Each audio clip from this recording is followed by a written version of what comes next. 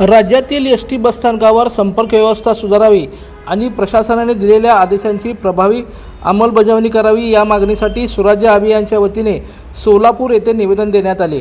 हे निवेदन सोलापूर विभाग नियंत्रक अमोल गोंजारी यांना सादर करण्यात आले। या प्रसंगी उद्योजक Kishor Pukale, income tax consultant Archana Joshi आणि स्वराज्य अभियानाचे दत्तात्रय पिसे उपस्थित होते। बऱ्याच वेळेला प्रवासी एसटीनं प्रवास करत असताना किंवा त्या निमित्तानं विभाग नियंत्रक किंवा एसटी स्टँडला फोन करण्याचा प्रयत्न करतात, परंतु बहुतेक वेळेला असं लक्षात येतं की ते फोन बंदच आहेत आणि चालू असलं तर उचलले जात नाही। या पार्श्वभूमीवर डिसेंबर 2025मध्ये आम्ही माननीय मंत्री या संबंधित खात्याचे परिवहन आयुक्त आदी उच्च अधिकाऱ्यांना आम्ही पत्र दिलं। त्यानंतर महाराष्ट्रातील अनेक जिल्ह्यामध्ये संबंधित एसटी स्टँड विभाग नियंत्रकांना आम्ही पत्र दिलं। आज 3 महिने होऊन गेले तरी फारशी काही सुधारणा झालेली आम्हाला लक्षात नाही आली। त्यामुळं आज पुन्हा एकदा आम्ही आज पत्र दिलेलं आहे। आज महाराष्ट्रामध्ये अनेक ठिकाणी या संबंधात प्रेस कॉन्फरन्ससुद्धा घेतलेली आहे आणि या संदर्भात आम्ही मागणी केलेली आहे की हे फोन तात्काळ सुरू करण्यात यावे।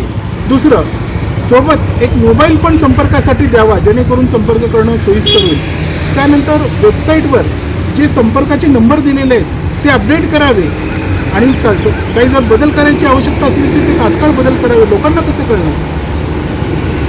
त्यानंतर तरीसुद्धा फोन बंद असणं, न उचलणं अशी जर निष्क्रियता लक्षात आली तर संबंधित अधिकाऱ्यावर जबाबदारी निश्चित करण्यात यावी। याच्या जोडीला दर 15 दिवसांनी जी डीप क्लिनिंग इन्स्पेक्शन होत असतं त्याच्यामध्ये हा एक पॉईंट वाढवावा की संपर्क यंत्रणा व्यवस्थित आहे की नाही। वस्तुतः आम्ही मागणी केली होती की बसस्थानक स्वच्छ पण असलं पाहिजे। त्याच्या जोडीला संपर्क यंत्रणासुद्धा पारदर्शक आणि विश्वासार्ह असणं ही मूलभूत गरज आहे आणि जर अजून नजीकच्या काळात जर हे झालं नाही तर आम्हाला कायद्याच्या आधाराने आंदोलन करण्याशिवाय पर्याय उरणार नाही।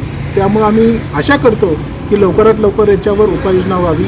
दर्शन मराठी चॅनलला सबस्क्राईब करा, बेल बटनला क्लिक करा व लाईक करायला विसरू नका।